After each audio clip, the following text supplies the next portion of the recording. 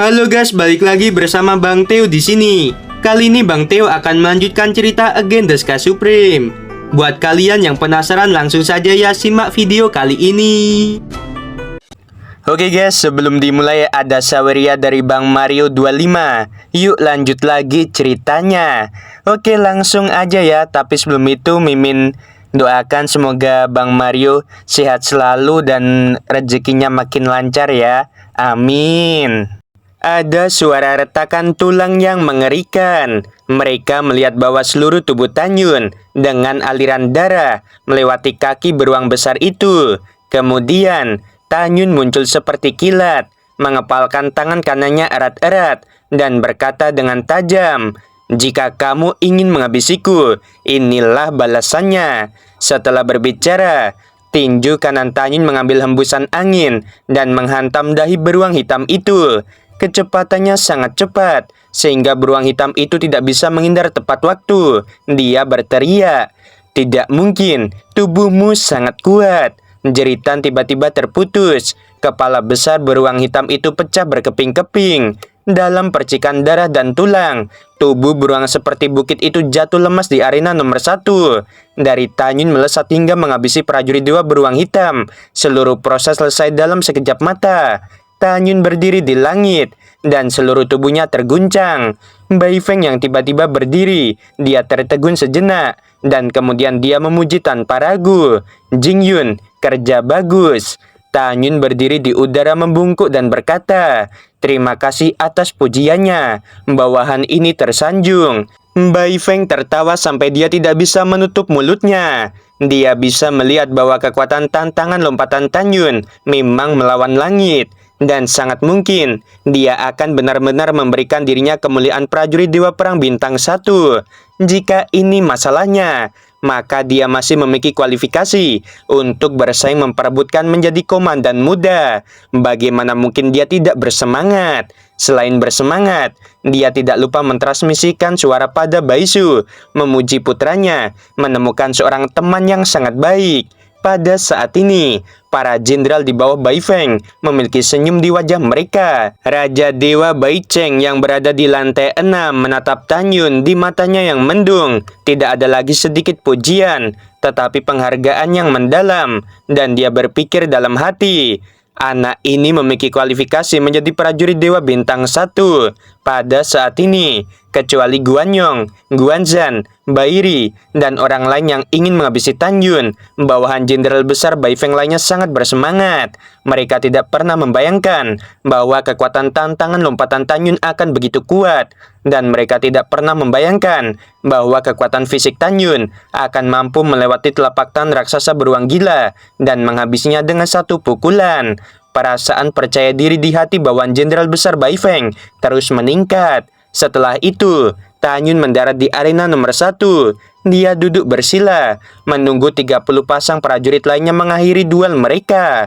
Pada saat ini, Bai Ying menatap Tanyun dengan niat membunuh di matanya dan berpikir dalam hati, "Aku tidak menyangka anak ini menghabisi beruang itu tanpa menggunakan senjata apapun." Dalam 2 jam penuh berikutnya, babak ketiga pertarungan berakhir, termasuk prajurit Dewa Beruang Gila yang dihabisi oleh Tanyun. Total 6 prajurit yang meninggal. Di antara 31 prajurit yang menang, salah satunya mengalahkan lawannya, tetapi juga terluka parah. Jadi dia harus menyerah untuk melanjutkan duel. Fang Sheng menatap Tanyun dan yang lainnya di medan perang bintang 1, lalu mengumumkan, selanjutnya, game keempat akan dimainkan. Dari 30 peserta menjadi 15. Saat berbicara, Fang Sheng melambaikan tangan kanannya, dan di depan 30 orang tirai cahaya muncul lagi. Setelah 30 orang membuka tirai cahaya, masing-masing menentukan lawan sesuai dengan angka yang didapat. Tanyun pergi ke arena nomor 5. Segera, seorang prajurit setengah baya kekar naik ke langit dan melompat di depan Tanyun. Pria parubaya itu menghadap Tanyun dengan senyum ramah. "Saudara Jing, namaku Zhu Chuan. Selama ronde ketiga, aku berada di arena kedua, menyaksikan duel antara kamu dan prajurit Dewa Beruang Gila. Meskipun aku berpikir tidak bisa mengalahkanmu, tetapi aku masih ingin merasakan kekuatanmu. Jika aku kalah, aku meminta belas kasihan darimu."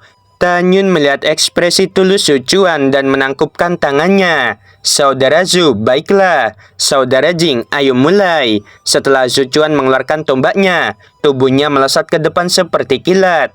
Di celah kehampaan, tubuh Su Chuan meledak dengan kekuatan dewa angin. Tiba-tiba membentuk pusaran 10.000 kaki dari tubuhnya. Pada saat yang sama, kekuatan dewa angin mengalir ke tombak di tangannya dengan gila.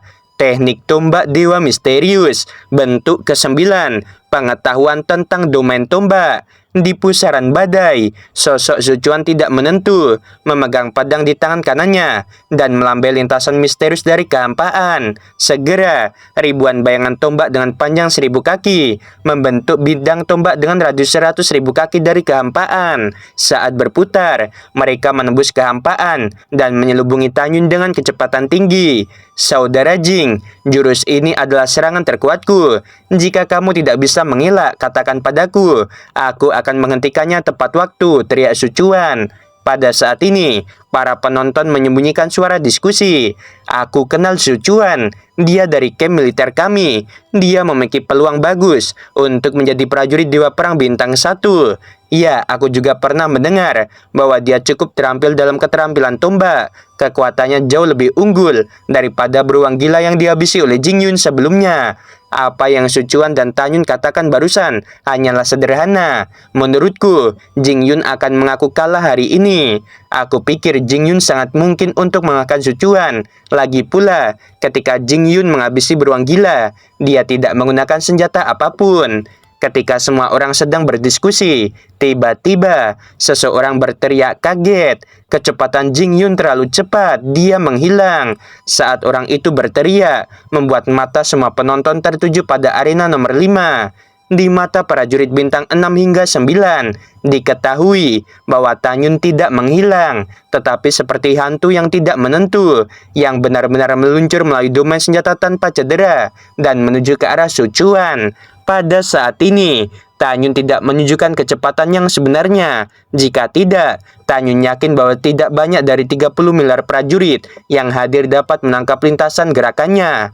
Pada saat yang sama, alasan mengapa Tanyun tidak menunjukkan kecepatannya yang sebenarnya adalah karena dia tahu bahwa akan ada banyak lawan selama 8 hari ke depan. Sebelum menghadapi lawan, wajar jika semakin sedikit mengungkapkan kekuatan, maka akan semakin baik. Bai Feng bergumam, dengan kecepatan ini saja, anak ini diharapkan menjadi prajurit Dewa Perang Bintang 1.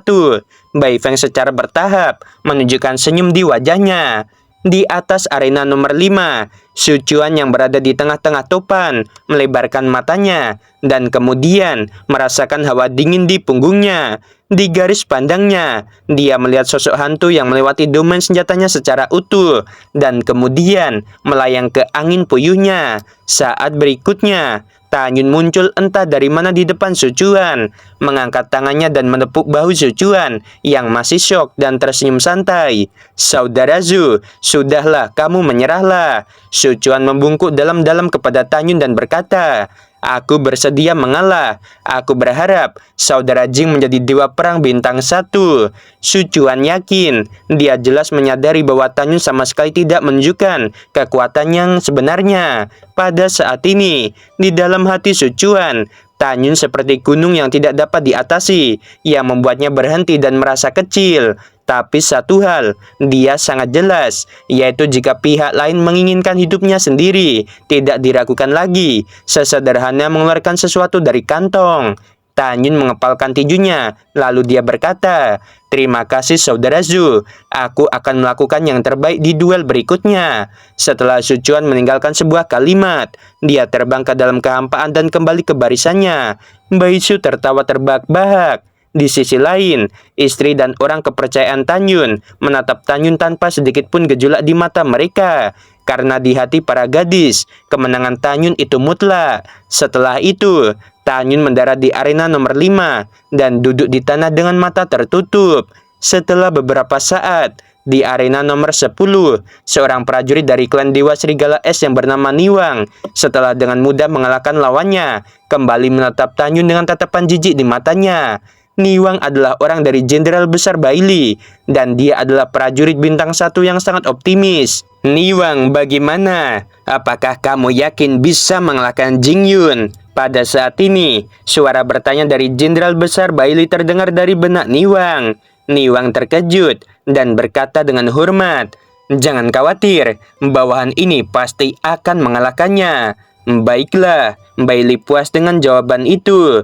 Sama seperti transmisi suara Bailey pada arena nomor 3, seorang gadis berpakaian ungu mengalahkan lawannya dengan ringan. Dari awal hingga akhir, dia tidak pernah menunjukkan senjatanya. Pada saat ini, salah satu dari 3 komandan di gedung berlantai 5 menatap gadis berbaju ungu dengan penuh kasih sayang. Lalu dia berkata, "Xiao Xuan, menurut kakek, lawan terbesarmu bukanlah Jing Yun, tetapi bocah Niwang. Selanjutnya, kamu harus berhati-hati ketika bertemu dua orang itu, terutama Niwang. Kakek percaya bahwa pemenang God of War bintang 1 adalah kamu atau Niwang." Gadis berpakaian ungu itu tersenyum dan berkata, "Kakek, jangan khawatir, cucumu tidak akan mempermalukan dirimu. Karena aku telah bergabung dengan militer, maka prajurit Dewa Perang bintang 1 milikku. Tidak hanya itu, aku akan mendapatkan gelar prajurit Dewa bintang 2 dan bintang 3. Komandan Suben tersenyum dan berkata dengan transmisi suara, "Kamu punya cita-cita, kakek percaya padamu. Namun, bahkan jika kamu kalah, itu tidak masalah bagiku." Sekitar 1 jam berikutnya, pertempuran sengit di lainnya berakhir satu demi satu. Di antara 15 yang menang, 3 dari mereka harus melepaskan kualifikasi mereka untuk babak berikutnya karena luka serius mereka. Sekarang hanya ada 12 orang yang tersisa termasuk Tan Yun. Pada saat ini di lantai 5, Komandan Fang Sheng mengubah perilaku normalnya, menatap 12 orang, membelai janggutnya dan tersenyum. "Selamat anak-anak, memasuki babak kelima. Sekarang dari 12 akan menjadi 6. Aku harus mengatakan bahwa komandan ini sangat mengagumi Su Yushuan, Jing Yun, dan Niwang. Dari awal hingga akhir, kalian tidak pernah menunjukkan senjata atau menunjukkan kekuatan sejati kalian. Komandan ini menantikan penampilan kalian selanjutnya. Baiklah, mari kita mulai. Sekarang adakan pertandingan kelima, duel 12 hingga menjadi 6. Setelah itu, Komandan Fang Sheng melepaskan tirai tipis kekuatan suci, dan ke-12 memilih lawan mereka. Tan Yun menyapu arena nomor 1, dan lawannya adalah seorang pemuda dari klan Flying God Leopard dengan banyak bekas luka. Masing-masing lawan Su Yushuan dan Niwang juga terluka dalam berbagai tingkat dalam duel sebelumnya. Kedua lawan menghadapi Su Yushuan dan Niwang, melengkungkan tubuh mereka dengan senyum masam, memilih untuk mundur tanpa melawan, dan terbang dari arena. Pada saat ini, di arena nomor 1, Tan Yun mengenakan jubah ungu, menatap pemuda berlumuran darah. Ketika dia hendak berbicara, pria muda dengan bekas luka itu menunjukkan cahaya hijau yang ganas di tangannya. "Aku pasti akan menjadi prajurit Dewa bintang 1. Siapapun yang menghentikanku akan mati." Dewa Macan Tutul sudah menjadi sifat mereka untuk kompetitif.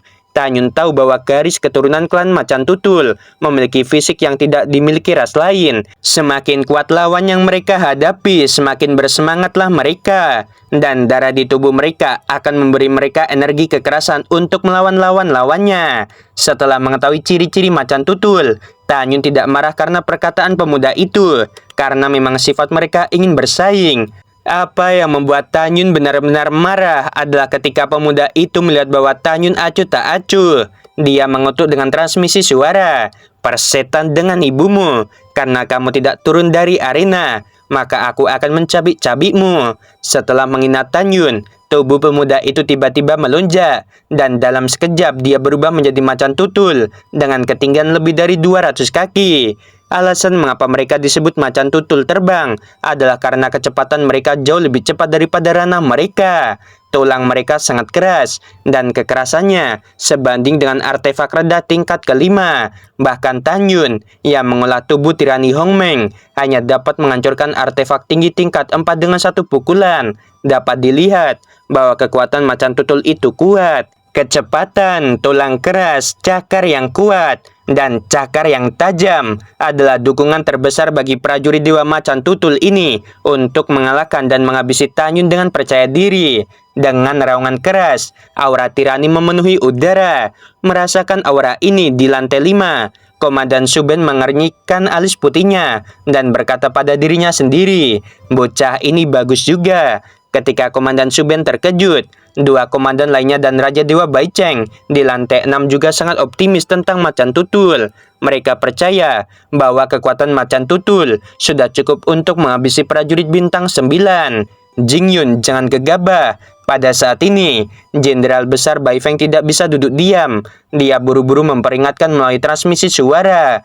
Tanyun masih dengan tenang menyampaikan suaranya kepada Jenderal Besar Bai Feng. Jenderal tidak perlu khawatir, bawahan ini tahu tentang Macan Tutul dan tidak ada tekanan untuk menghadapinya. Mendengar ini, Bai Feng tampak sedikit tidak senang dan dia merasa bahwa Tanyun sedikit arogan. Tapi apa yang terjadi selanjutnya membuat Jenderal Besar Bai Feng merasa sangat terkejut. Dengan raungannya mengejutkan, Macan Tutul itu secepat kilat mengayunkan cakar dan menyelubungi Tanyun di bawah.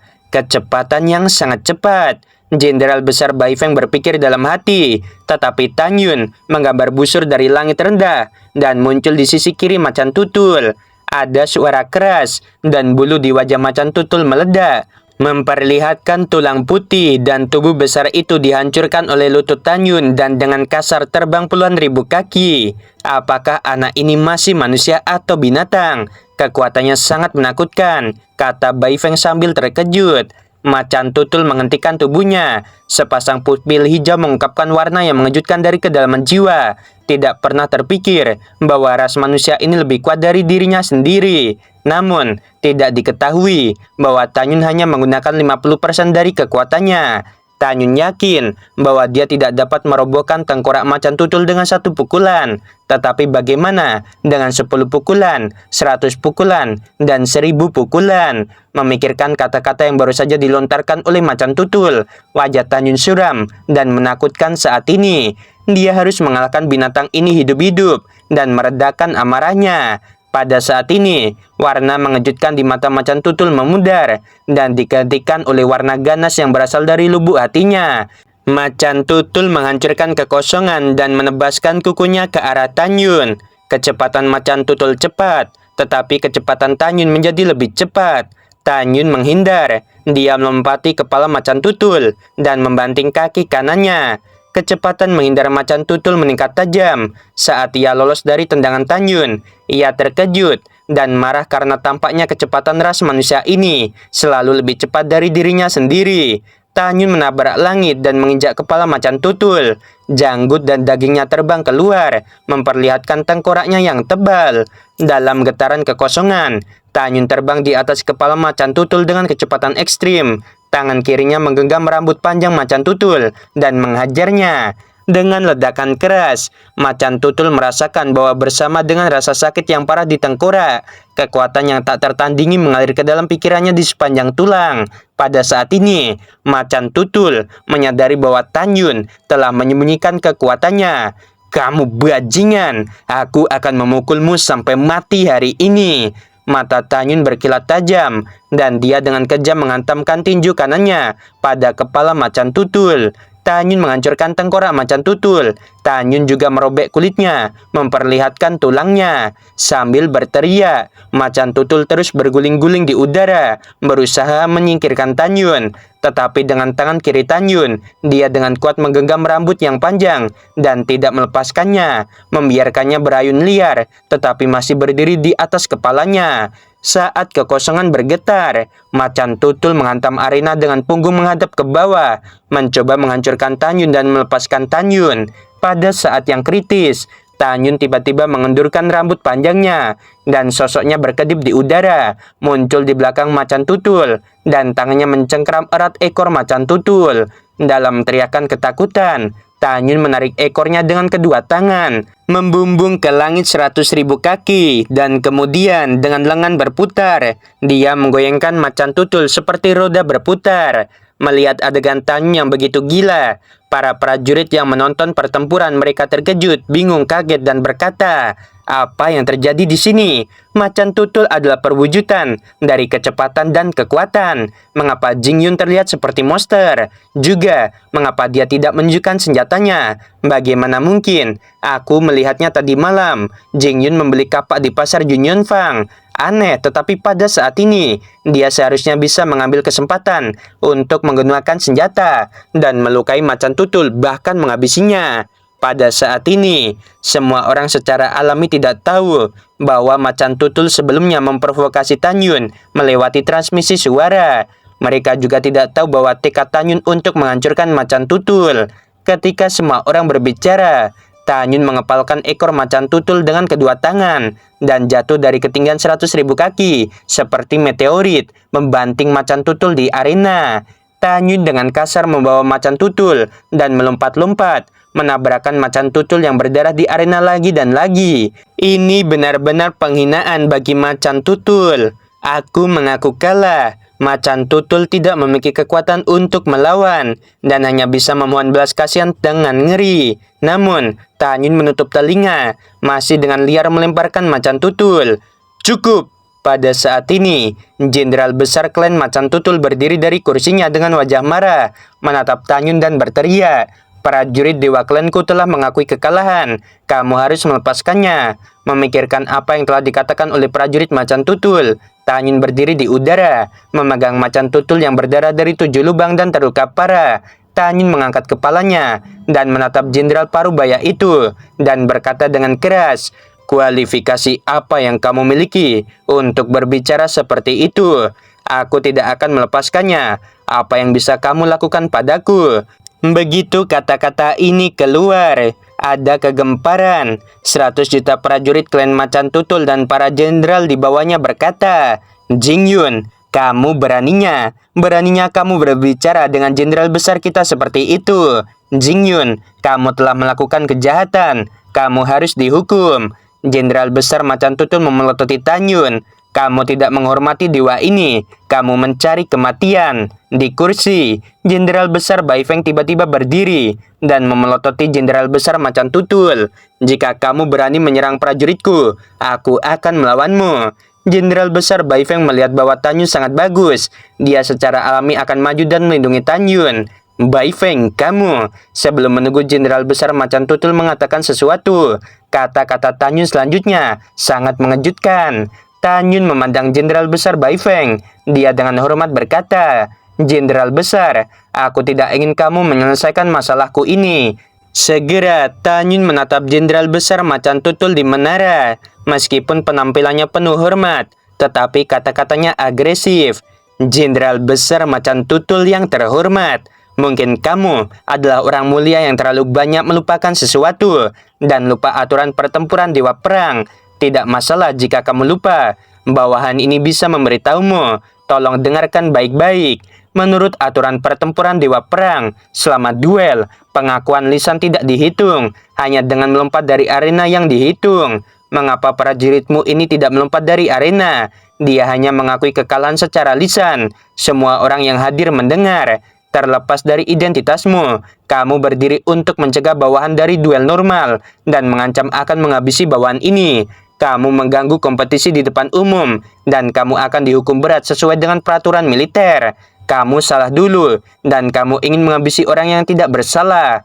Menghadapi teguran Tanyun, Jenderal Besar Macan Tutul sangat marah sehingga pipinya memerah dan tubuhnya gemetar. Tetapi dia harus mengakui bahwa Tanyun benar. Dia bahkan tidak menyangka bahwa Tanyun begitu fasih dalam peraturan militer. Oke guys, sampai segini dulu cerita dari Mimin. Gimana nih ya? Apakah Tanyun bakal dapat musuh baru nih dari klan Macan Tutul, atau mereka takut kalau Tanyun nanti dapetin gelar-gelar Dewa Perang ya? Ya, kita tonton aja selanjutnya teman-teman. Ini Dewa Perang bintang satu aja belum kelar ya. Nanti Tanyun tuh pengen dapetin semua gelar, yaitu total ada 9 ya. Kita lihat aja lah. Sebelum video berakhir, Mimin mau bilang sungguh membagongkan. Terima kasih.